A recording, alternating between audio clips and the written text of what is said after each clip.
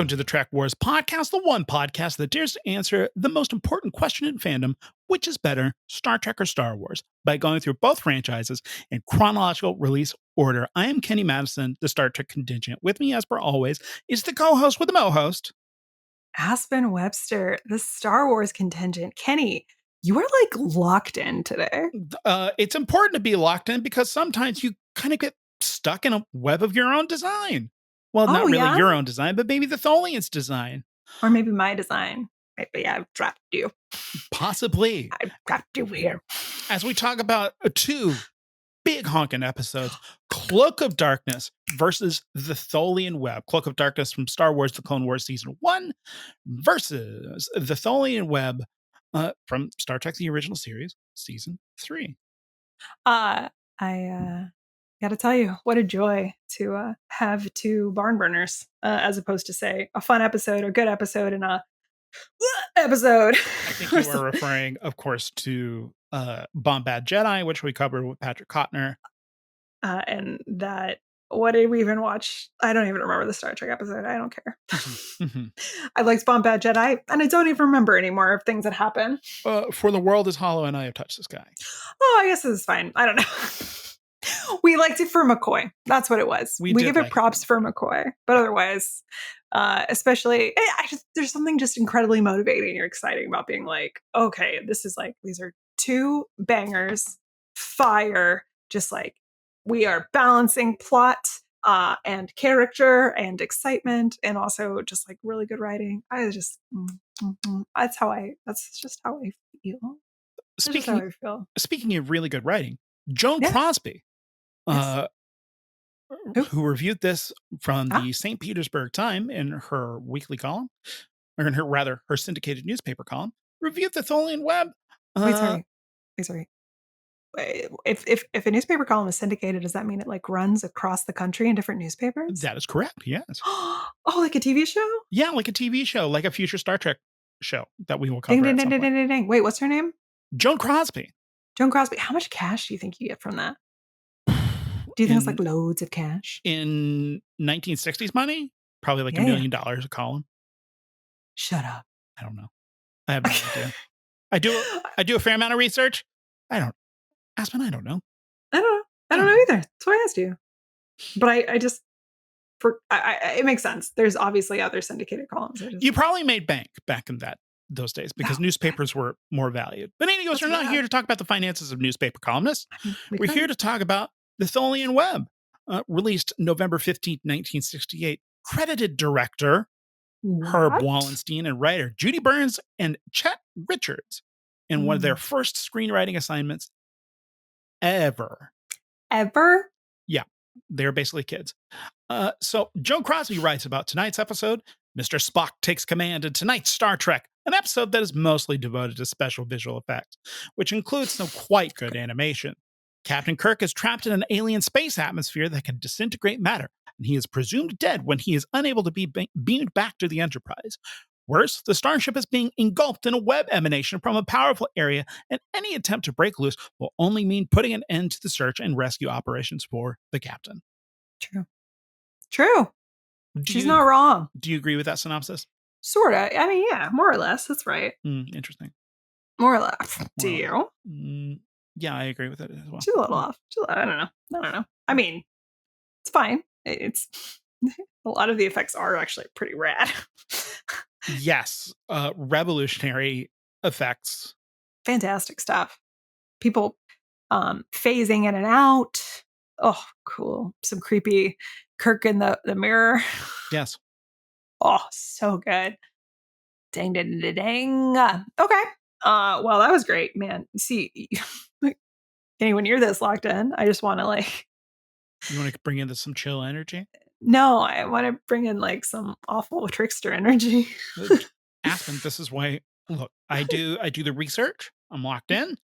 Yeah. Aspen's like, but like what I liked about it is like it was fun and stuff. Can we talk about syndication? Yeah. I don't know. Okay. So compared to Star Wars, Clone Wars, Cloak of Darkness, which was released December 5th, 2008, season 1, episode 9. Director is Dave Filoni. In this case, it's the second of three, a 3-episode arc. It was written by Paul Dini. Hey! Actually, this might explain why this is so good. I didn't even know that until this moment that it was written by Paul Dini. Wow. I mean, he's the main writer. It's also Henry Gilroy, a series writer, and Scott Murphy, a supervising writer. Whatever. What does Henry Gilroy know? But to have a Dini and a Filoni might explain why this episode is out of control. What's great about this episode is that it's out of control. It is so good. Has anyone talked about how out of control this episode is? They haven't. We're the first. We're the vanguard. No one has ever talked about this episode before. We are the vanguard. We're the vanguard. We're the vanguard for this stuff. Especially not podcasts that were solely devoted to this show. None. Don't even think about a more civilized age and talking about the complicated economic politics that they're talking about in Bombad Jedi. No. Don't worry about it. We're the vanguard now. Us. Look at me. Look at me. We're the vanguard now. From TV archaeologist on IMDb. Sure. Luminara and Dooley and Ahsoka Tano are transporting the captive Viceroy Newt Gunray to Coruscant to face trial. Of course, he was captured in Bombad Jedi, the previous episode. Seen it. Good job. Count Dooku deploys his apprentice, the assassin, Asajj Ventress. Now, clarify something with me. Asajj Ventress is one of the more normal characters in the show?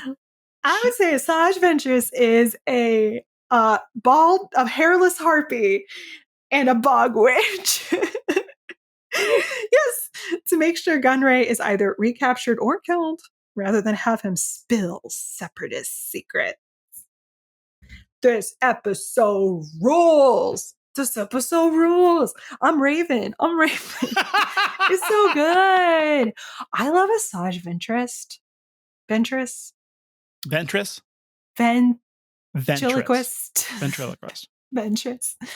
I cannot describe to you how hot she is and how scary she is and how if you kind of poke her a little bit, she goes, ah! She's so cool. Okay, that's how I feel. How do you feel? I like this episode a bunch. Yes! It's great. How do you feel about Asajj Ventress? I mean, I love Asajj. Ever since she showed up in the Genndy 2D Clone Wars, where she was like, you know what I am? I'm a terrier. I'm going to bite your ankles off. I'm not just going to bite your ankles. I'm going to bite your ankles off.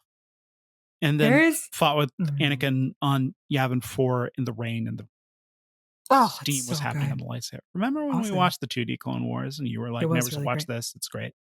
And yeah, I mean, the Ventress fight was out of control. It was one of the best things I'd ever seen. It's out of control, and we would know. We are the vanguard. We are the vanguard. No one has talked about this before us. It's out of control. Luminara. Out of control.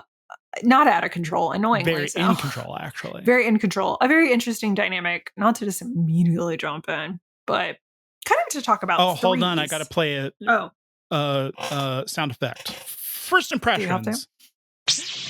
Nice.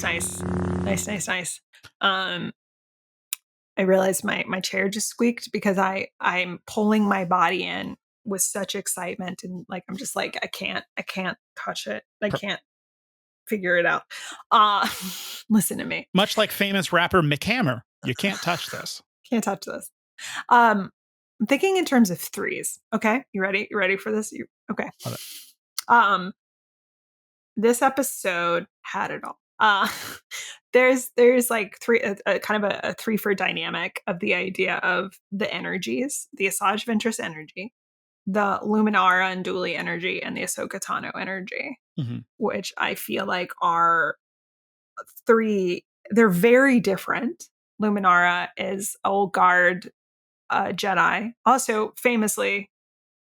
No, it was Shakti. I was going to say, didn't Luminara tie Grievous's cloak? No, that was Shakti. No. Well, Luminara and her apprentice. And Barriss, Offie, they do have that great temple piece in Tartakovsky, which is fantastic. It's out of control, really.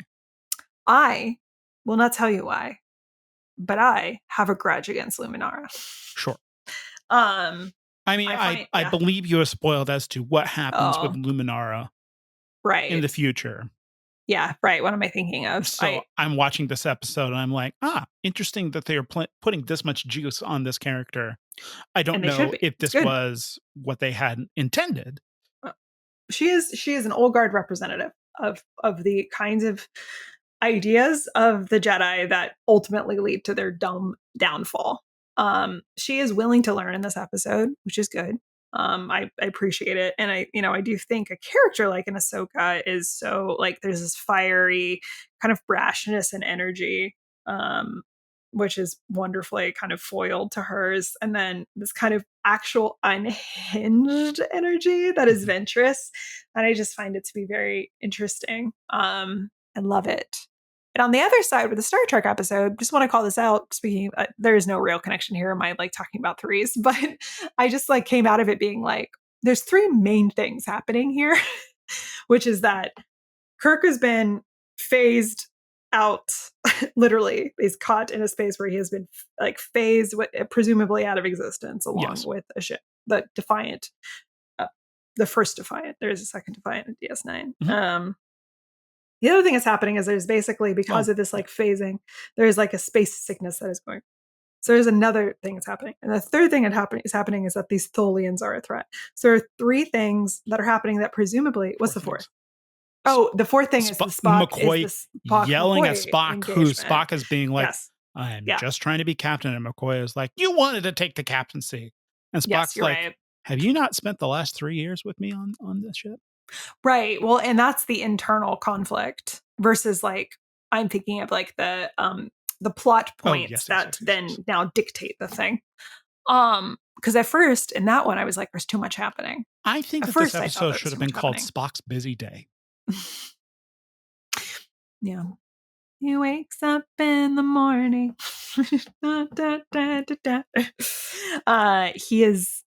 He is having a real day. That's for sure. There's so much to it. There's so much emotional depth. But yeah, I'm thinking in terms of plot points. Because at first I was just like, there's too much happening in this episode. And then I was like, wait, there's just enough happening in this episode. And it's all actually feeding the emotional depth of this. And yeah, so I think the dynamism, I think my connective factor here, why I think both were, there's so many reasons why, but it's like so much character work, so much interesting connection between characters, and like the plot doing just enough to actually highlight that character work. And that is what is valuable. See, I find, because it's first impressions, the Tholian Web and the Spock McCoy stuff pretty intolerable, actually. Wow. McCoy, you do? McCoy is behaving so out of character, and I grant your headcanon is he's grieving, but then the things that he is saying to Spock are so ugly. They are, which I guess I took it in the context of their entire relationship. And it's really, you're right. Like, it's pretty intense. They have had a clear respect for each other. Yeah. And this episode, because Kirk is not there, it completely comes uncorked on what, perhaps this is just because I'm a boy and identify with Spock more because logic. Spock seems to be acting pretty rationally in the face of all of this stuff. Yeah. And McCoy is completely uncorked in this episode. And it feels ugly. I wish that it was framed just a little bit more explicitly for me, because that's the kind of viewer that I am. And then it's just kind of a sleepy episode for me. What? Wild. Oh my God. We're covering stuff that we've already covered, and kind of in are? Yeah, Galileo 7. I guess. Well, I don't know. It's been a while. It was enough for me. It was enough for me that I was like, ooh, I'm into this. I actually explicitly thought to myself, wow. I'm glad we're not covering stuff we always cover. Yeah. I mean, yeah. And this is your first impression. It's my first impression. This is your first impression. There's something very interesting about the notion of, as opposed to Galileo 7, where the show is still kind of trying to find itself. This one, it's firmly locked in what the dynamic of the show is. The triumvirate. Kirk, Spock, and McCoy. Every episode, Kirk, Spock, and McCoy. Kirk, Spock, and McCoy. So what happens when Kirk is removed? McCoy becomes uncorked. Spock should logic down. But instead, he keeps but because Spock is cool, keeps doing his thing. Yeah. Yeah, I guess in terms of the comparison of the two, like you would think that if you remove any key point of the triumvirate, then they would start to sort of lose themselves and should have been like a little bit more. Yeah, because I took it so strongly as like, you're right, grief. I took it as a culmination of frustration because they respect each other, but they remain frustrated with each other. Yeah. Like they have a real like sort of little conflicty type of relationship that you can imagine is only tempered by Kirk being there. Yeah. So it actually, like, while it was cruel, I was like, I am here for this type of, because it's the huge human reaction, right, of just like overwhelm, versus cool, calm, collected, and what does that mean ultimately. So I guess in practice perhaps a little bit clunkier than it should have been. In concept, I found it to be extremely engaging. So, because I found every single, I was just like, I felt that there was enough happening all around that it never got stale in terms of their like. This is an iconic episode. It is? Yes. That's fun. Yes, it is. I feel great. The Tholian Web is an iconic image. And whenever you're watching the original version, I'm sure the remastered version, but there's just something very powerful about watching that web slowly form. Yes. Whenever the Tholian ships just kind of dock back to back, and then suddenly a line forms, and they're like, what? They can't do anything because the Enterprise is broken. Yeah. It's iconic. And the ship gets surrounded with a web, and it's a really novel solution that they come up with of having to use suddenly all the plots converge all at once. Yep. Yeah, that's good screenwriting. Which is amazing considering that these kids were, the folks that wrote this were fresh out of film school and were just like, I want to work on Star Trek because Star Trek is cool. And so like literally the first script that writer Judy Burns started working on was a spec Star Trek script. She hadn't written a script before. Great job, Judy. Partnered up with Chet Richards. Oh, Chet. Which I believe that this is his one and only screenwriting credit, who was just like, yeah, we'll try this out. Cool. Great job. Has a Star Trek episode, which is a great party story. Oh, yeah. I wrote an iconic episode of Star Trek. What? You? Yep. You work in insurance. I'm an accountant. Yeah. Calling this out for a second. I don't think there's actually a pattern here, and I think it's productive to say this, but hey, I feel like the last time there was an episode significantly written by someone who was not a white dude, I also was like, wow, this feels interesting, and like we're really digging into character and emotion. And it was the Medusan episode. Hot Up. I feel like it was really like in tune with what those emotional like reactions and relationships might be when faced with like an external conflict. Again, dangerous to be like, it's because of a woman. Because like, man, I'm still like white woman, still like within the structures, but maybe like different types of voices. What can happen? You know? Mm-hmm. Exactly. What can happen when you have like excited people with different perspectives? Yeah. Imagine. Exactly that. On the other side, we have Paul Dini and Dave Filoni writing the best episode of television. Yeah. No. You can really feel them digging into exciting things. Specifically with, not Commander Gree, Argaius, who is voiced by James Marsters, by the way. Our buddy Spike. Indeed. Yes. Yes. A joy. A joy for all.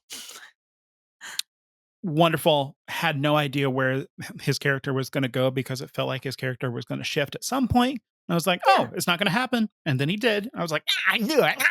Which made me feel really smart. I couldn't, I was like, I'm pretty sure this guy's bad, but I couldn't, I was like, but it's because I've seen this before. I think that's what was happening for me. Not bad. He's just going to betray because, does, like, he wants fucking money, don't we all? Yeah. Whoa! Whoa.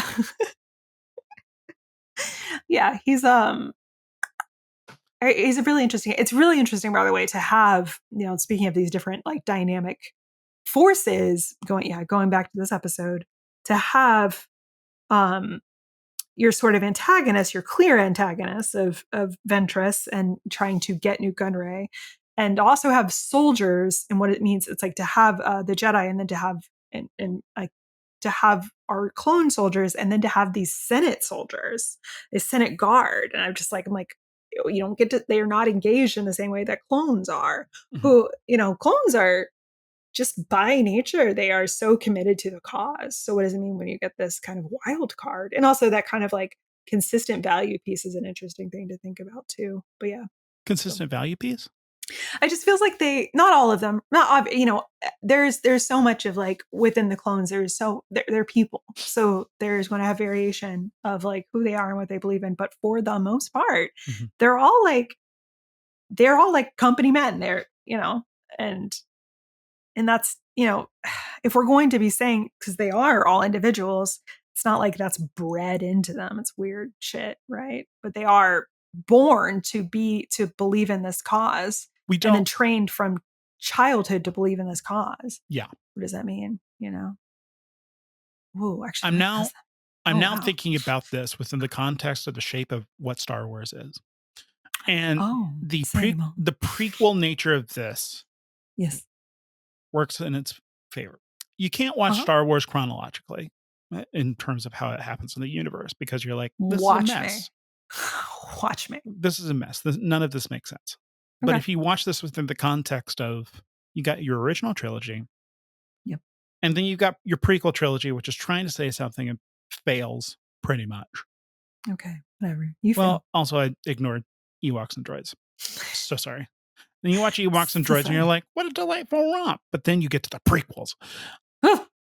And the prequels try to introduce shades of gray.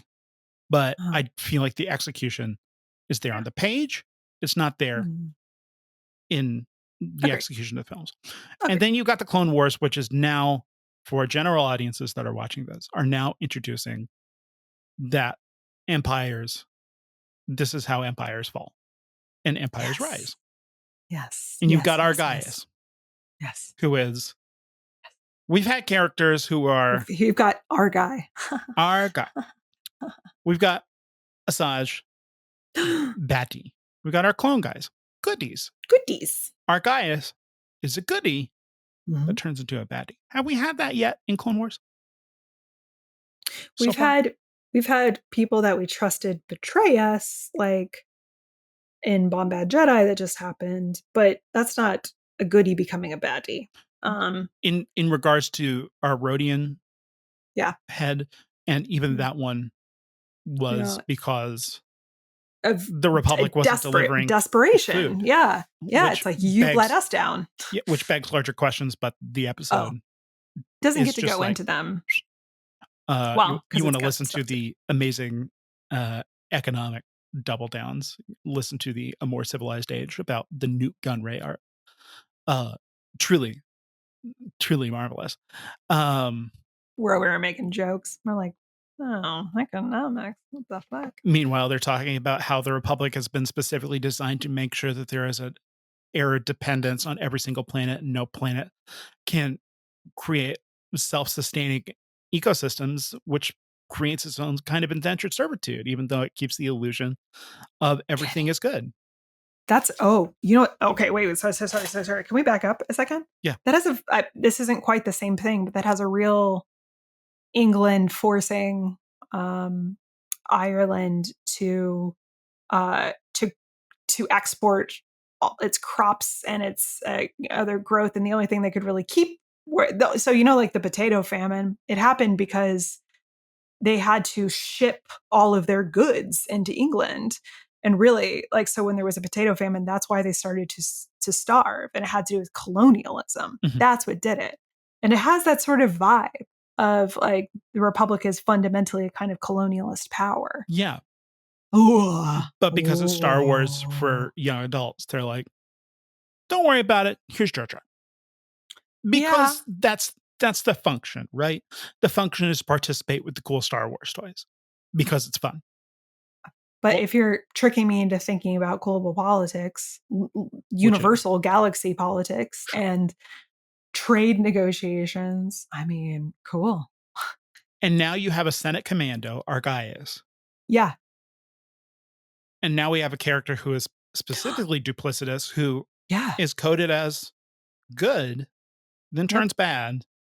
And it's just explicitly because he's like, I need the money, basically. He's a Senate Commando guarding Newt Gunray. Yeah. Possibly the most important person in the Clone War. Maybe second only to Count Dooku. Okay. You have a guard for Newt Gunray. Yep. And he turns. He's a double agent. Yeah. The Empire, the Republic is falling. Yeah. Because if you do not have people that are willing to adhere to the so-called idealism of the Republic, then what do you got? Actually, oh gosh, sorry. This is also making me sort of think about the like neoliberalism. Like when we're talking about this colonial power and the structure of the galaxy, it is fundamentally neoliberalist, and it's back to that whole like Jesse Earl's analysis of this neoliberalism that fades or that gives rise to fascism. And I'm thinking about like times where we've had in history like military coups. And this has the feeling, I mean, this is one actor, he's working independently for his own monetary gain, but it's like a kind of a neoliberalist. Times when there have been military coups have also been actually in other countries where our neoliberalism has affected those countries and led to military coups, to be clear.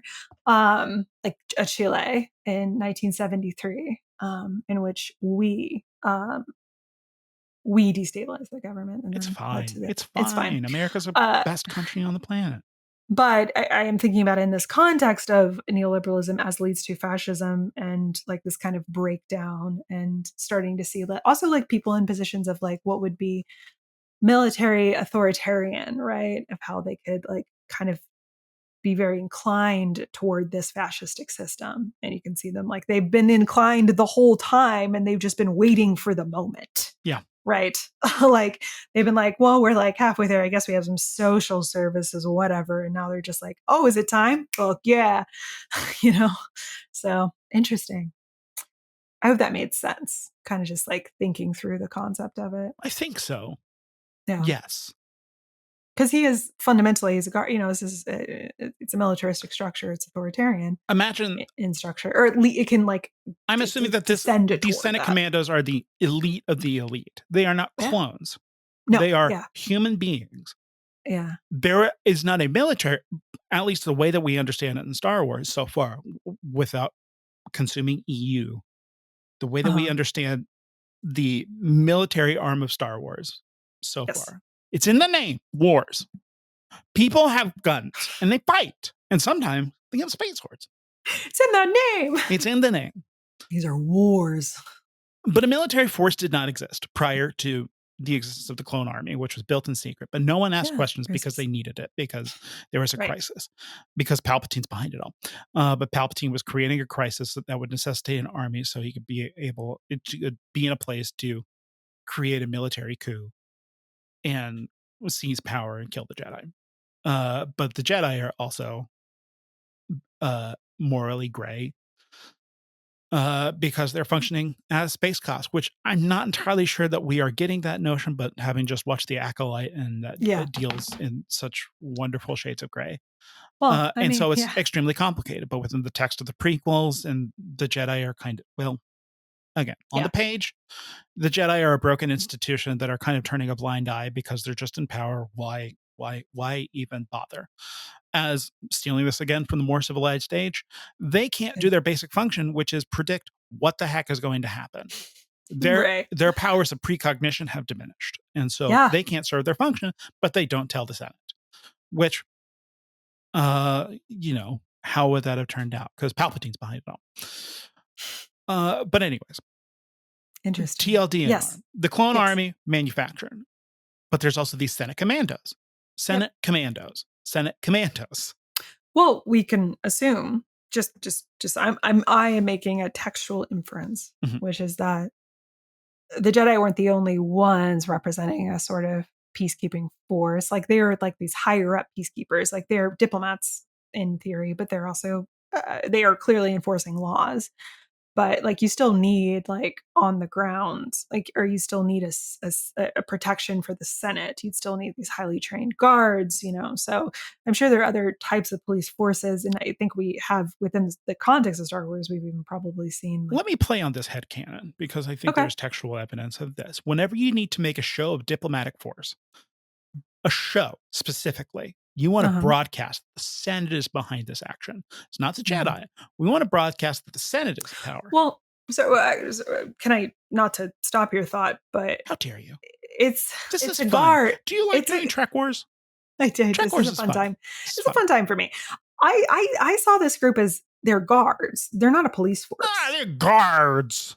It's like there's like the Emperor's guards. Like they're guards. They're not like, if we were to extrapolate out, like it kind of seems horrific that you'd actually, if they are just guards, way into the weeds here, but I'm doubling. And also there's a specific function for this. But if they're just guards, why do they have the label of Senate Commandos?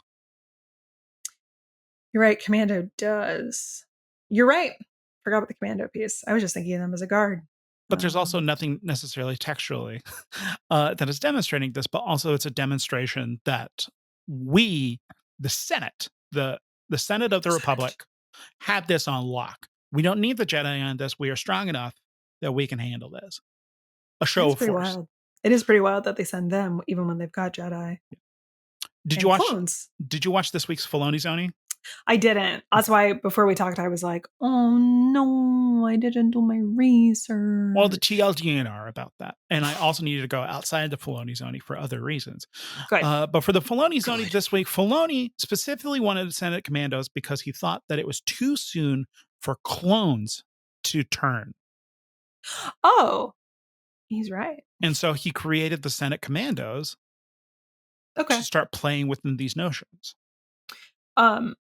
It is too soon at this point. I agree. I would say, and that also kind of plays on what I was talking about earlier, which is like, that's not to say that there aren't going to be clones who, of their own accord, would turn or to have different feelings, and there are some that defect, and there's stuff like that. But so yeah, from a narrative perspective, this early in the show, I agree. I think that's a good move. Yes. What else did I write down? New Gunray's voice is crazy. You wrote down Aspen is probably the coolest person I know. Did you write that? I see it. I don't have screen share on here, do I? That's weird. We also have an interesting. We also have an interesting pairing with Ahsoka and Luminara Unduli, which I love the fact that Clone Wars is just like, who's together this week? These two characters. Yep. Why? Don't exactly know. They're just together, and it doesn't matter. Yeah, it doesn't. It goes a long way, I think, to have Ahsoka with other characters and other types of Jedi who are not just Obi-Wan and Anakin, because you're now seeing like her personality, obviously different from Anakin's, but they share that brashness and that sort of kind of impetuousness, and are just kind of the way that they just burst into things at this point. And I think that it is that tude goes part and parcel with kind of what is the complicated necessity for this environment. Because we've got Luminara and we've got Ahsoka, who is the brash new blood, and then we've got Luminara and Unduli, who is the ostensibly the entrenched system that is not working anymore. She is. Yes, exactly. She's the entrenched system that has also had years of being on top and having, being like, we are the ones. And then the Jedi, the Padawan, who's all she's ever known is war. Yeah. A good foil. They are good foils for one another. Yeah. Goodness gracious. And then there's Ventress. Asajj Ventress. I love a witch bitch. You know she's from Dathomir, right? Do you know that? No. Sorry, spoiler. She's from Dathomir. Right. Wonderful. She's a literal witch bitch. I like the witches in Acolyte better than the Dathomir witches. I mean, they're... And it is a competition. Yeah, there are different types of witches, for sure. Mm-hmm. Actually, I don't want to like reveal this because I'm embarrassed. Then don't. I actually haven't watched the last 2 episodes of The Acolyte because I didn't want it to end. And I do that sometimes where I just like kind of want to let it go for a little bit. And then when I do watch them, I'm going to feel really sad because it's over. Just want you to know. Sure. Because I really liked it and I got kind of overwhelmed emotionally by it. Sure. Asajj needs to prove her worth. Right. Because she's failed a couple of times. She like well, I get into some other stuff because the next episode, So, but it's like they haven't done super great. Yeah. These Dooku buddies, these Dooku children of Dooku. Dookulings. These Dookulings. Yeah. So, yeah, she has to prove herself and she succeeds. She fucking does it. So she gets, which I was thinking she gets him out. Like she's the one that, Argyle, whatever, our guy. You have something. Kenny, there's just 2 of us here. You don't have to raise your hand as part of the system. Kenny Madison over here raising a hand and within Zancaster. I'm just thinking about this. Yeah. We've been having a very insightful discussion. Then, do you want to talk about farts? Do you think that George Lucas, whenever inventing the new character when episode 2 was like, should he be a count or should he be a duke? Count or duke? Count Dooku? Count Dooku. Do you think that it was like that? Look at me. Yeah, boss. Yes. Okay, great. 100%. Yes. You're absolutely right. Like, and then twerps on the internet afterwards were just like, Count Dooku has this noble backstory, whereas it's actually this fallen Jedi, and it's actually so tragic, and it's just so tragic. And meanwhile, George Lucas is like, Count? He's a count? And he's a duke. Count a duke. Dooku. Dookie. A count. I forgot that a count was something you could be if you weren't Dracula. Mm-hmm. I thought it was just a Dracula thing. You could be a count. I could? Yeah. How? Let's look it up. Get it How to be a count. How do I do it? Count is a historical title of nobility in certain European countries. That's great. That's what is a count? How do you become a count? Royaltitles.net. Thank you. Yeah. Thank you. Thank you for looking this up. So it's not surprising that the ways to become a count have altered over the many centuries since the title first came into use. And like many of this is boring. This is too much SEO stuff. Okay, here we go. You could inherit a count title. Thank you, headlines. Okay. You could become a count by marriage. Aspen probably doesn't want to participate in that. I don't. Yes, be married to my partner. You could purchase a count title. Stop it. How much this rarity and exclusivity would explain why noble titles are still regarded with such esteem and fascination. So it's not surprising that on rare occasions, families with a legitimate claim to a noble title may choose to sell the privilege, obviously for a considerable sum. So what you got to do, sounds like you got to go find someone who's like, I need some scratch. Anybody want to be count? I'm selling a counthood. Do you think that's how Dooku got his counthood? Yeah. Yeah. Like of those 3, like I think he married into likely. It. You think he married into it? Yeah. I think that bitch bought it. Yeah. Yeah, dude. He was just like, my name is Dooku. And that's stupid. Like, he should, because, like, can you buy, like, a Duke hood? And he probably was like, can't be Duke Dookie. Can't be Duke Dooku. Can't be Count Dooku. Can't be Prince Dooku. Can't buy the Prince hood. Yeah. gotta go buy that. I think he bought it. Mm-hmm. Assuming that. I mean, if in the Star Wars galaxy have the same thing as European titles, I imagine we have the same structure of getting I think them. it's exactly the same. Yeah.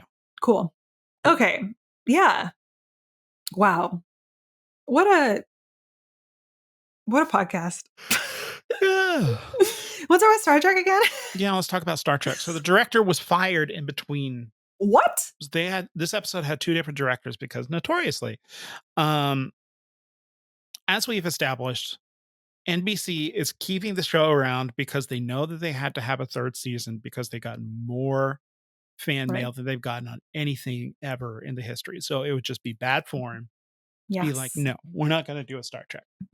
Yes. But then they are just like, you have to be in this time slot. Not only that, you have to come in at this budget. Not only this, you have to film this amount of time. Which might be fine for, say, Aspen, what's a sitcom idea that you have? A sitcom idea? Yeah. Too long. It's a show about stupid lawyers. That's what the show is. That's Aspen's show. Aspen comes in and she's like, stupid lawyers. Stupid lawyers can come in. You can shoot stupid lawyers in 6 days. Yeah. And stupid lawyers can come in at $100,000. But a Star Trek has never been done before.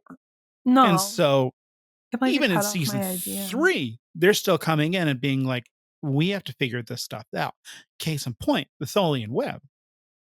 Right. Which was created by a dude who came in on Day of the Dove. Know about that? If I'm remembering the story correctly. And by remembering the story, I mean referencing The Use of the Voyages TOS Season 3 by Mark Cushman and Susan Osborne. Thank you. Mike Miner is the guy who made the Tholian Web happen. And what happened, I'll just read this specifically. Thank you. You're doing so good. From Mike Miner, who was freshly hired because he was like brand new. And so it had to do with unions. He brought art in on spec for free. The union regulations prevented the production company from commissioning work from an outside contractor, but they could buy existing material, which is why this guy has a job. Anyways, in regards to making the Tholian Web, that was the one I worked the longest on. It involved 3 to 4 months out at Frank Vanderveer's optical company, the go-to company that made all the ship shots and stuff. I storyboarded the 17 cuts of effects that the script called for, shot the raw footage, and executed all of the animation plates in conjunction. Like a normal episode of TV now would probably have upwards of 100, if not maybe 1,000, like special effects shots. 17 cuts within the Tholian Web here. So once they shot the model of the Tholian ship against black velvet, I projected the shots a frame at a time onto a white card with a rotoscope setup, a technique in which animators trace over footage frame by frame, and plotted pencil marks where the ship moved by tracing and advancing each frame. Then I created the cell-like cartoon animation using black lines for the grid. Each shot in the episode showed a partially completed grid with one line being animated across the field as if by the Tholian ship. I shot those by pulling a white card frame by frame, revealing the black line underneath. A black and white negative of all of this resulted in a black background with white of clear lines on the film, which was used to create an animation burn-in. Holy shit. Incredible. Meanwhile, we're watching it and being like, that's cool. I was. This dude worked 3 to 4 months, frame by frame. Yeah. Doing something that had never been done like this before. That is wild. Oh, I actually watched the one on Paramount, so I watched the new version, and now what I need to do is go watch the original because that is extraordinary. Great job, buddy. So you're having to do that. Yeah, me. Which has essentially never been done. Okay. Having to find a solution for a thing. Okay. Right. Oh, sorry. I was talking over you, wasn't I? No, I was just making a joke. No, what's your joke? We'll hold. You said you, and I said me? Yes. Is it me? I'm Megan? And then I realized, no, you weren't talking to me. You were saying one. Aspen. So basically, like Sam Raimi making Evil Dead. Yeah. I mean, the amount of time, of course, like it's a different kind of situation where it's like, oh God, like God, that's so much time that he committed to this. But sort of like the kind of like when you don't have all the resources available to you, what do you produce?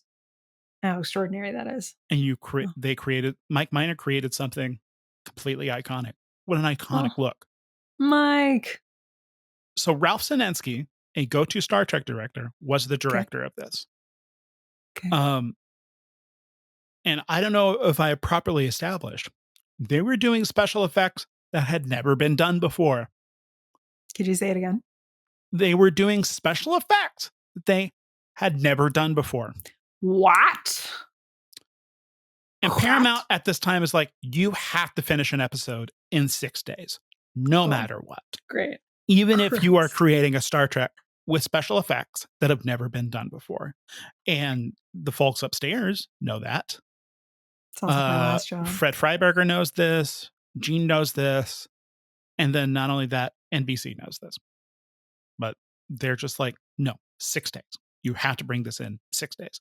Ralph Senensky, a go-to guy, is having to deal with Captain Kirk, who is fading in and out. You are having to deal with McCoy, who is fading in between the ships. You're having to deal with these elaborate special effects. And then not only that, the freaking stupid spacesuits. I really liked the spacesuits. Like, have we ever had spacesuits before? No, we have never had spacesuits before. And not only that, because Gene Roddenberry is Gene Roddenberry, each actor, there are 4 spacesuits, I believe. It all has their name on them. Each actor had to be sewn into the spacesuits because Gene Roddenberry did not believe that in the future they would have zippers. So anytime any of the actors needed to go to the bathroom, they had to get unsewn out. No, shut the fuck up. All of this creates a time problem because the spacesuits are awful. They aren't working. The special effects are taking a long time. And at some point, they're like, Ralph Senensky, you've gone over budget. I don't care if you're one of our go-to directors. You're fired. Oh my God. This creates a new atmosphere where now even established company men aren't safe. And Herb Wallenstein comes in, finishes the episode. Herb. And I believe directs a couple more episodes or so. Jesus Christ. So it's not good. The environment on season 3 of Star Trek: The Original Series, it's not doing too well. Right, and it hasn't been doing super well. And then for a while, you couple that with the fact that you watch this episode and you're like, "This rules." As you were saying that, I was just like, "Thank goodness I loved this and vibed with it so hard," because I'm just like, all that work. I mean, and that's true for everything, though. We talk about it sometimes, or sometimes I'm like, I might not like something, but I still got to respect an art, But this time around, I'm like, oh, I'm glad I didn't know any of that. I was just like, this is great. So yeah, I'm not terribly fond of this episode, but a lot of people are. Like I said, this is one of the most famous episodes of season 3 of the original series. Then not only that, this episode came in $2,438 under the mandated budget. Well, there you go. Get out of here. Wow, that's extraordinary. Believe there were just some suits who were like, time for me to prove my power. I mean, it's like any kind of organization. Yeah. Doesn't sound unfamiliar for people who have no actual understanding of boots on the ground. Sure. Which is such a militaristic thing to say. Like of the actual experience of the thing. I mean, being like, no, I don't think so. James Cameron famously, maybe not necessarily famously, but James Cameron says that filmmaking is war. Okay, well, perhaps it is appropriate. Boots on the ground. James Cameron is notoriously one of the most chill directors ever. He's just so chill. What a chill director. It's not like anyone on his sets has ever almost drowned. Not once. Not one actor has almost drowned. That dude has got to stop filming in water. He's got to stop it. He's got to stop being obsessed with water. Every other movie, he's obsessed with water. Every other movie. James Cameron, The Way of Water. Well, not every other movie. We got Piranha 2, water. Terminator, not water. Not water. Aliens, slimy, but not water. Like water-esque, but not water. You know what is water? Titanic. The Abyss. We're still back in time. I love The Abyss. I love that film. Rules. Maybe not every other movie, but like every 2 movies. Because then after that, got Terminator 2, True Lies. Yep. Then wow. You're just doing this from memory? You're doing this from memory? Yeah. Stop it.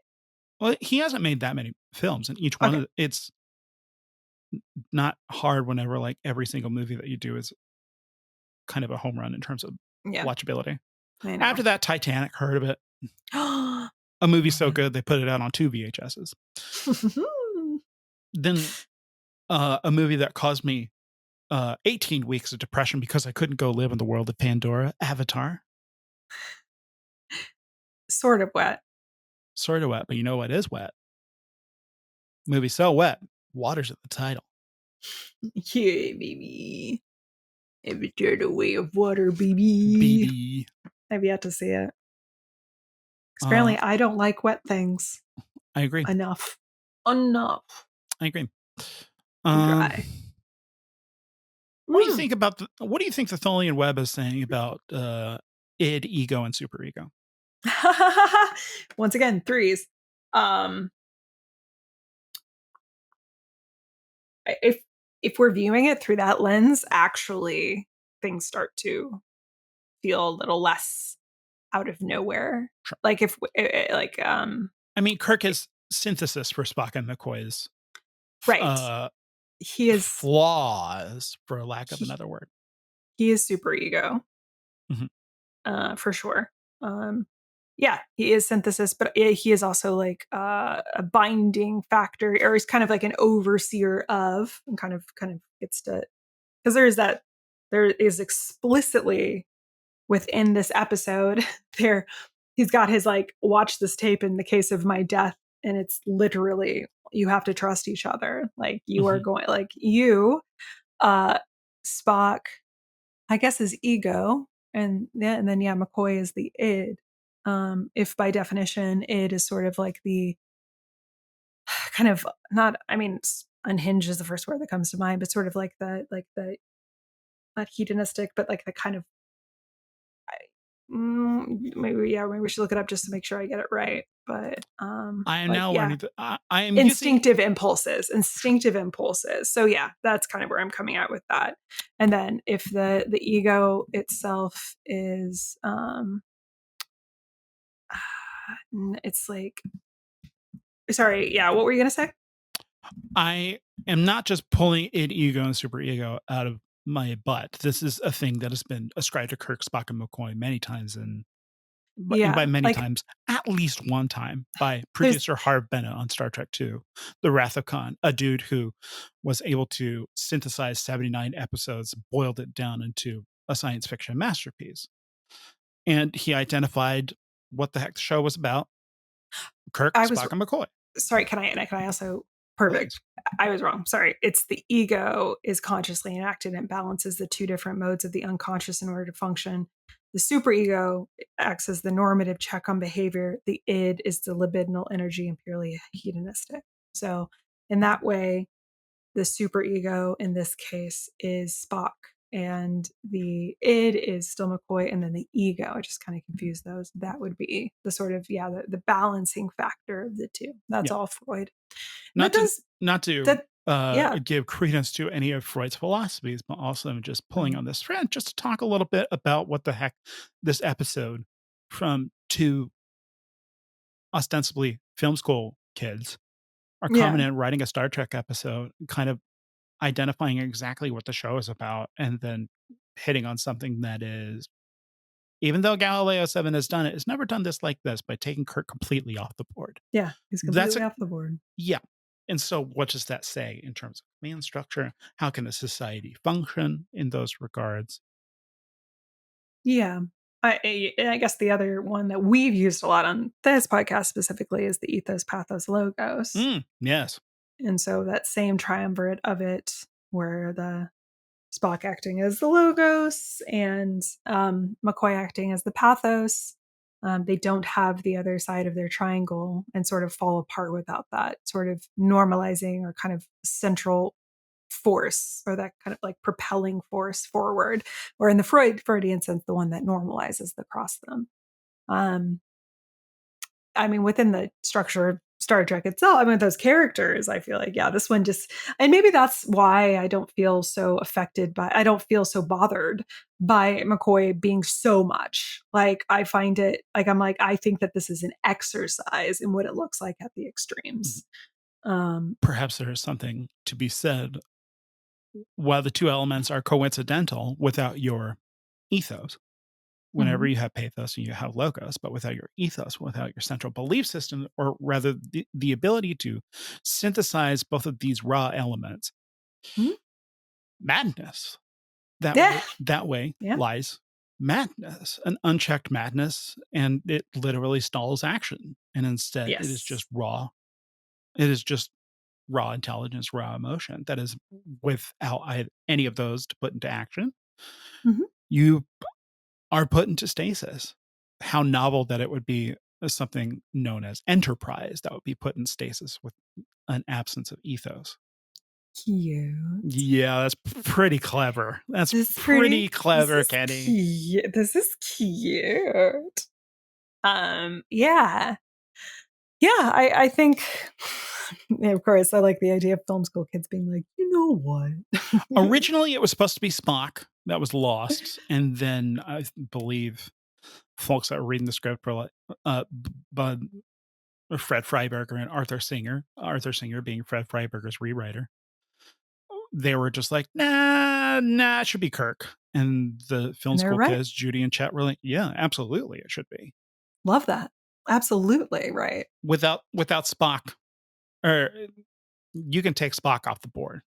That's fine. Sad? Yes. Because Spock's got pointy ears, and every time I see them, makes me go crazy, out of control. Oh, the devil's got you. But without Kirk, everyone is lost. Spock doesn't want command. McCoy has no dampening agent. No, he's a mess. He's too big. Grief is too much. And then you've also got the aggressive Tholians popping in. Yeah, well, and not only the aggressive Tholians, but you also have the crew members one by one leaning into aggression.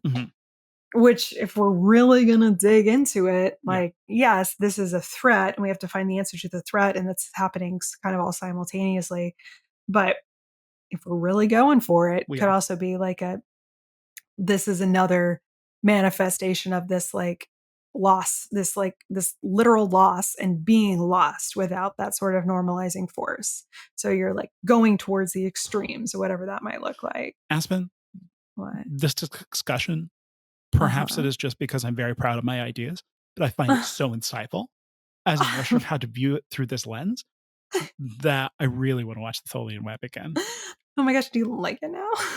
Yeah, I think it might be the greatest episode of Star Trek. 11 out of 10, no notes. 11 out of 10. Yeah. I don't want to get away from this, but how dare you? I wanted to share another piece that I like texted you, because I do think this is really valuable. Because this is also one of the episodes where Uhura gets to do more. Yes! And I will.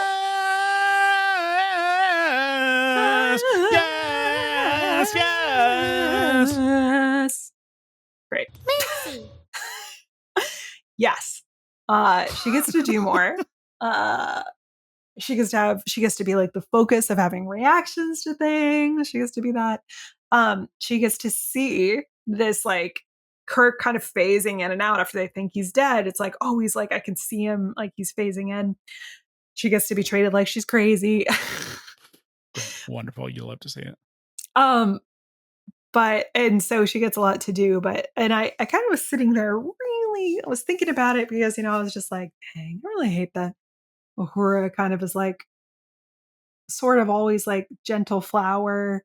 Like we're treating her like she could break all the time. And then I had a secondary thought, which was, and this is a kind of current commentary. I cannot speak to a 1968 commentary or but I think if we look at like blaxploitation films and stuff, we could probably start to pick up on it. And I think actually I'm saying this, I think the history of the way that we will view Black women is they're often either like hypersexualized or they are kind of masculinized and they're treated as like beasts. And you can actually, frankly, you can even see it, like I feel like in the Olympic commentary right now. It's like when white gymnasts do things, it's like beautiful and graceful. And if like Black women do things, they're a beast and they're powerful and they're strong, right? Because Black women, like you could see it a lot in like the way Michelle Obama was treated by absolute racist like dipshits and stuff. And so Black women are, well, even well-intentioned liberals being like, look at Michelle's arms. Right. And which is like, a compliment. I mean, it's and also, true, but it's like, that's the thing. Black women are not accorded softness. They are not extended softness. They don't get to be delicate and beautiful by the kind of, I mean, they are obviously, but in terms of like the way that society is deciding what that role looks like. And so kind of with that framework in mind, I was just like, man, Ahura is consistently taken care of. She is beautiful. She is soft. She is cared for. And like that is actually in and of itself kind of a breaking of that expectation that she even gets to be this way. And still seen as a very capable member of the crew as well. Like she gets to be soft and also be very capable. So I think that's a really big deal. As I was thinking about it, I was just like, and I'm going, it's just it's very interesting. Yep. Lots of thought I had. I have nothing to add except that is a fabulous thought and I really appreciate it. Yeah. I mean, we love Nichelle and we love Uhura. We do love Nichelle. Yes. Yeah. What else do we love, Kenny? A long time ago, start date this week. I courted a beau, I dated a geek, but none of them could warp my drive into hyperspace. The best of both worlds kept me in second place. Captain's log on a holocron. I wanted a snog, I penned a song. 17 more minutes of thighs in super high def. Aboard the USS Enterprise, DTF. Don't you take my Ewok lighter and clip it. Don't you take my red shirt buddy and nip it. If you spill the tea, I'm gonna sip it. I starship it. Wait, Kenny. Wait, sorry. While that was playing, you just kept. Now you don't have to explain it. If you want to know what happened, you gotta go to the YouTube channel. Okay, but I just have to. I understand what you want to do in order to invite other people, but no, I'm gonna put my foot down. You want to see what happened? One thing? Yeah, you can, but it's only one thing. Thank you for counting Romancing the Stone as a rom-com. Absolutely. Great. Aspen, what are we doing today? We're choosing our favorite. We're starshipping. We're choosing our favorite ships that fly to the sky. And our favorite romantic ships. Romantic ships. Absolutely we are. We are. I have some. They're from the same episode, though. They're both from Star Wars, and maybe I should be more variable. Nope. But Aspen, you know what I'm going to say. Go with your heart. Follow go with your gut. That heart. Follow that heart. Can I go first? Yeah, absolutely, you can. So I don't want you to take this away from me. Okay. Because I have to start, of course, with the ship, sure. Right? Here's what I choose. From Star Wars Clone Wars, I haven't looked up what they're called yet, but from Star Wars Clone Wars, there are these there is a name. Oh, fuck, what's the name? But what they do is they drop these like bomber type ships into the ship, and then boss. On like it's like they go in like yeah, boss, like a point, yeah, and then boss. Once they're inside, they open up so that the battle droids and Ventress can come out of them. Yeah, boss. It was so cool. At least within the production of Star Wars: The Clone Wars, they are known as juicers. Juicers! That makes so much sense! Because at this point in time, they did not have budget allocated for many new models. Yeah. And so we have seen this model before in the Plo Koon episode where those same ships, de-juicing. They're juicing! Yeah. Oh, it was... I don't think we've ever seen it do that, though, right? We've never seen it do this. No, it's just the model of them. You know, It might be a different ship. Right. Okay. And then they've just copied over the model of it to reuse because it costs a lot to have to create new ships. And all designs. Of this stuff costs money. All of it. Every single cool design we talk about costs money. Oh, you know what? Another thing I realized, sorry, real quick, while we're talking about ships, the Republic cruiser that they're just on a typical Republic cruiser. For some reason, it never like occurred to me that it has, it's like the walkway and then the drop downs on the sides where that's where everybody's like doing their like thing and like flying the ship. That's the bridge area. And that is the same model as an Imperial cruiser. And it just reminded me of, I don't remember which episode it was. Hopefully it's not an episode that hasn't come out yet. But it's like someone talking about this fact that it's like reminder that the Republic is what becomes the Empire. Yeah, man. And so I was just like, oh, that's right. Of course it would have the same internal like structure as a Republic cruiser because it will become like an Imperial like Star Cruiser. Yeah. Anyway, sorry. That was just a thought I had, but that's not. But I like the juicers. They're great. Then this lets me pick exactly a ship that I wanted, which was the Tholian ship. Which is, you're right. That's a pretty cool ship. Because they can make webs. It's all, and then not only that, the ship is like a diamond shape, but cool. Not even. It's like every single point comes to 3 points on the ship. It's that beautiful sci-fi design that I love, which is clean, simple, and like a kid in school could draw it. I love those kinds of designs. I adore them. It's so cool, and also like you said. The web comes out of its butt. It does. Yeah. I will tell you, when I saw those two ships touch butts, and then as they separated, a web was made. I was like, I'm all in. I'm all in. Those ships butt touched. And you want to see more butts touching in media. I always wanted to see butts touching. I feel like it's just an unexplored space. Sure. Like, real butts, ship butts, dog butts. I don't know. Sure, butts everywhere. Sure. Yeah, great choice. Beautiful. Speaking of butts everywhere, Aspen, what the heck is your relationship for the week? I need you to understand something. Sure. When Asajj Ventress is in an episode, I'm going to ship her with anyone at all. Sure. So in this one, I'm going to ship her with Luminara. I just think that she has terrifying chemistry with everyone. She's hot. And everyone becomes hotter because of her. Her hot bog witch light shines. Everybody is cast in its eerie green glow. Perfect. Luminara, you can see that relationship if it were to ever be. As always, we have a enemies to lovers situation. We've got the sort of, the very Logos-esque, the super ego of this is very practical. We're kind of moving through this thing, and then we've got the absolute chaos of Ventress. And I think there's that whole beautiful fight scene with them that's just like dangerous and scary. So Ventress and Luminara. You do love to see it. I do. I need you to understand that in every episode of Ventress, I'm going to ship her with someone else.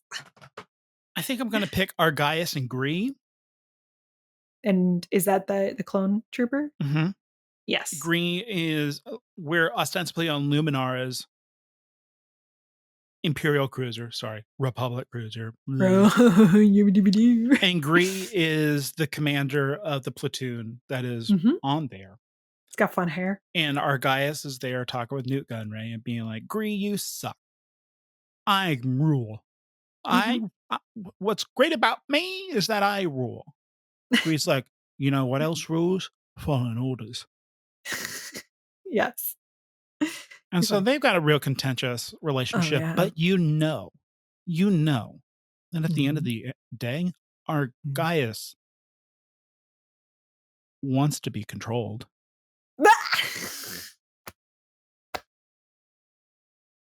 Argaius just wants a sugar daddy and to be controlled. He's too tired of having to make those duplicitous moves and looking out for himself. What he wants is someone that not only isn't afraid to follow orders, maybe give some orders. You know what I'm saying? And who better to give orders than the commander of a clone platoon on a Republic cruiser? I love it. And so you know that Gree's probably going to put him in the same shackles that they put Newt Gunray in. Stop. And suddenly those cloning tubs on Camino aren't looking so sparse and utilitarian so much as possibly a romantic getaway. Okay, you sold me. You sold me. Too bad he's stabbed through the chest with the lightsaber at the end, you know? Don't worry about it. That's a technicality. As we've seen on Ahsoka, it's easy to get over a lightsaber. Yeah. Through the chest? Through the chest. Okay. Cool. Okay. Great choice. Great choice. It is a great choice, but you know, knock it off with all this diplomatic talk about great choices, great choice. No. There's only one choice. Don't yell at me. Aspen? Don't. Stop it. I'm so sorry. Stop. Stop. As we go back to the central conceit of the podcast, which is better, Star Trek versus Star Wars, as we talk the Tholian Web versus Cloak of Darkness. Again, Tholian Web from Star Trek, the original series, season 3 versus Cloak of Darkness. Star Wars, the Clone Wars, season 1. And because Aspen went first on I Starship It, then I will go first with my ranking, starting with Cloak of Darkness. I am going to give this one a robust 7. What? God. What? It's great. It's more than that. That's great. I had a great time. What do you want from me? I don't know. It's good. And then also, we just had a lot of great conversation that spurred from it. There's a lot of dynamite ideas that come from this episode, and I'm excited to see them explored. I'm going to give it an 8. Interesting. Now, do you know that number is higher than the number that I gave it? Say more. What is interesting is that because you showed up and I asked me, what is your ranking for it? Now, I had said a number that is previously lower than what you had in your mind. But instead of saying a number that was equal or lower than mine, you decided to hold firm and set a number that was higher than mine. Yeah. Thank you for that. You're right. It was higher than yours, and I meant it. I need you to look at me. I meant it. This is your highest ranking of any Clone Wars episode next to Rookies so far. Oh, I did love Rookies so much. I love this episode. It's great. I enjoyed it. God, it's good. Okay, yeah, solid 8. Solid 8. I understand and respect your 7 because but we are fighting. We are fighting for pretense of having a structure to the podcast. And speaking of pretense of structure, the Tholian Web, I am going to give this one a 5.5. What? I just find it a very sleepy episode, Aspen. I'm so sorry. Oh my God. Can't believe I'm going to do this. I can't believe I have to defend the show that you champion. I'm so sorry. Kenny, I can't believe this. I'm so sorry. I'm going to give it a 7.7. Interesting. Now, that number is also higher than the one that I gave. Yeah. Can you say more? No, I can't, actually. Which brings the Tholian Web to 6.6 versus Cloak of Darkness's 7.5, which means Aspen, Star Wars wins the week. Honestly, I'm a winner because I loved both of these episodes. I think that we are all winners this week through a dynamite discussion featuring your 2 most favorite Trek Wars hosts, me and Aspen. That's true. Your favorites. But, sometimes we're not the only one that have correspondence. Sometimes we have Patreon members that shoot us some messages. Nice. From Arizona Mark in regards to our seemingly defunct segment. Brother Watch, Arizona Mark says, I have a confession to make. I'm Dave Filoni's secret brother. Stop it. Now, I'm sorry. It's a defunct segment. We never said it was going to be defunct. It sounds truly. defunct to me. I still think we should go for it. But I mean, maybe it's defunct truly now that we know the truth. Seems pretty defunct. Okay. We also have from user Philiat, I don't know who that is, in regards to For the World is Hollow and I Have Touched the Sky versus Bombad Jedi. User Philiat said, I'll have 4 World Aloe and I touched this guy. It's much better than what I kept saying. I really appreciate that. And then very good. From the contact form on our website. What? I know. We have a contact form on the Trek Wars website, trekwarspod.com/ Is it someone being nice? Contact. It's up to you, Aspen. From user Michael Sauron. If Jimmy cracked corn, but I don't care, why are we talking about it? Thanks for using the contact form, Michael. Yeah, it's a really good question, though. Because I think really probably like inherent to that is that we do care. We're just like, it's more like we're saying like, I don't care. Certainly, but like, when you secretly do really care. So yeah. Yeah. Beautiful. You can use our contact form. I didn't even know. Yeah. Absolutely. What if that was an insult? Do we have any correspondence from Austin Aaron? I feel like we got an email recently from Austin Aaron. I think so. Austin Aaron.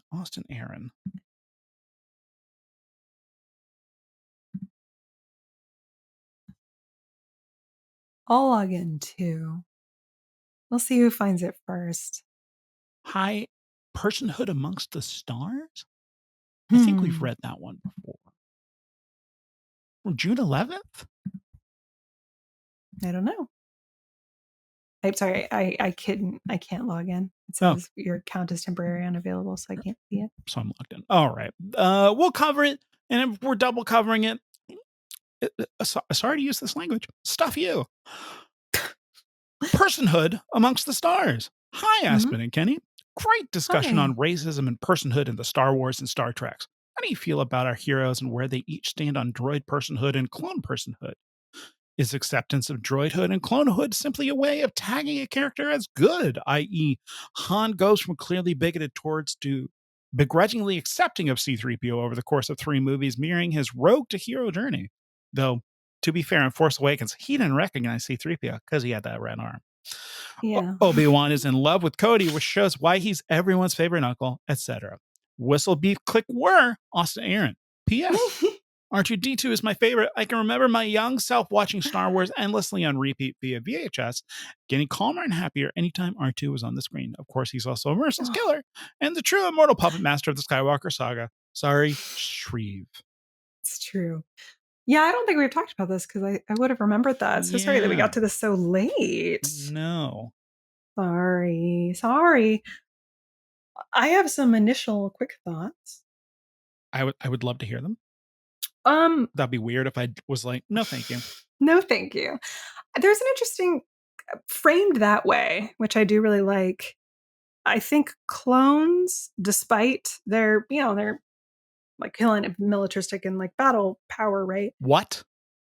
Clones and droids framed that way, they feel like they are kind of like marginalized groups, and they're groups with less power. So I do think it there is a certain, like, as Aaron wrote that, I was just like, yeah, it's true. Like, to kind of show them kindness, like, feels like it's effectively doing the like save the cat, right? Because it's like, when it's the way that you treat people or droids or whoever it might be who with like less power than you, less social status, whatever it might be, less money, who knows, like people who don't have as much, who are like from marginalized groups, like with a genuine compassion and kindness, like humanizes you. And if you can grow to be that kind of person, it shows that humanity even more strongly. And that's kind of, I think in that way, yeah. But that's kind of based on the way that he framed that. That's my kind of first impression. I think I've said this thought on previous episodes. I find it extremely dicey whenever you're like, droids deserve personhood. Not because I don't think that droids deserve personhood, but the way that the droids are treated in the original trilogy suddenly makes actions way more dicey, because I'm like, oh no, these characters that I've loved for so long. Right. Because the other side of it has to be true is that when characters that we love are cruel to them, like it's like now like, oh wow, is this kick the dog situation? Yeah. But it's so we have to presume both at the same time. And then not only that, that wasn't even in the mind's eye of where Star Wars was at that point. So whenever you recontextualize that, then it's unfortunate to an older text, because they were like, what if we just gave a trash can legs? And that was the thinking, because they were like, this looks cool. It does. So I guess I'm thinking about it on an outer world as opposed to inner world. But Kenny, in the Return of the Jedi, they're literally torturing droids. Yeah, man. And showing them to have feeling, like literal sensory inputs to be able to like have their feet burned. Mm-hmm. So like, at least by that film and the original trilogy, there's a certain like, and that's kind of done for laughs, but like, is it? Like, there's a real horror for 3PO, right? Like to see this thing, and it's supposed to be this as a threat. So it's true. And also, they're obviously just not thinking about it, right? They're just not thinking about it. There's no like thought that we're putting into it. So I think we have to do that thing where we sort of derive our own sort of value and meaning from it based on all the context that we have now and then. So. What an outstanding email. Austin Aaron always sends us really good emails. I really appreciate that. Thank you. Thank you. Yeah. But he's not necessarily our favorite patron. All of our patrons are our favorite patrons, including Timbo DeSosa, Emily Bryce Love, Heidi Rogers, Kevin Miller, Arizona Mark, Austin Aaron, and lastly, but certainly not leastly, Joel T. Partner, who composed our I Starship theme song. Our main and ending theme song was composed by Mr. Tosin Awofeso, so please go patron some of his wares by going down to the show notes down below. You can click on the link and visit what else we're doing. If you would like to see actions such as this,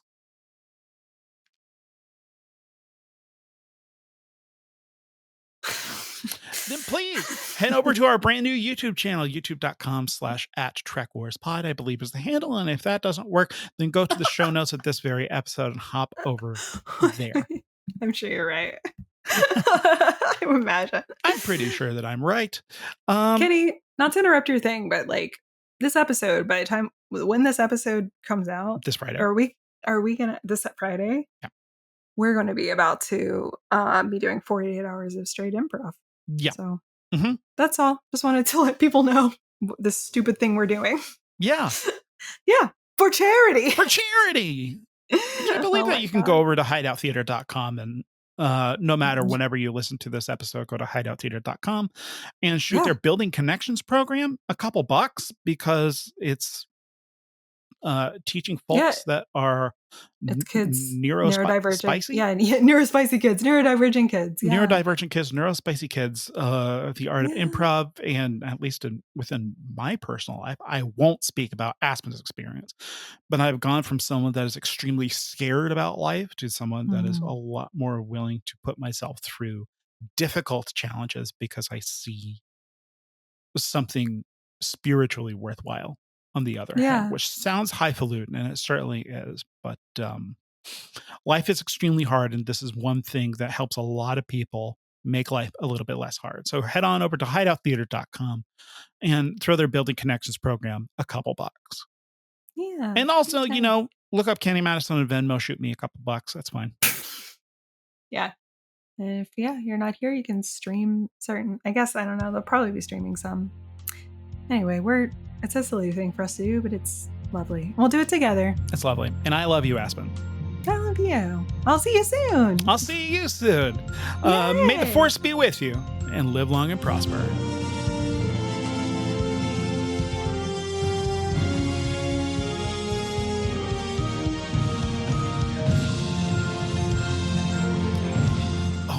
gosh, I didn't even talk about freaking Paul Dini on this episode. Oops. Because I did extra research outside of just the Filoni Zoni. Oh, no. Paul Dini regarding Henry Gilroy. Henry Gilroy, because I had to do extra textual analysis outside of just the Filoni Zoni. I had to go looking for his stuff because Paul Dini famously wrote on Ewoks and droids. Right. So not only are they getting a heavy hitter because he did Batman and, all of that stuff, he's coming back into the Star Wars fold.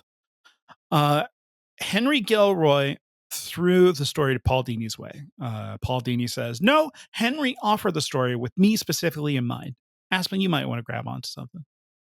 All right. He said, you write good, sassy girls. We have an Ahsoka episode, and I'd love to see you take a crack at her. What? He writes sassy girls good. You write sassy girls. It's not wrong, but also like, I don't hate it. It's terrible, but I don't hate it. That's funny, though. Yeah. And Paul Dini also talking about, now I feel I can finally say I worked on the real Star Wars.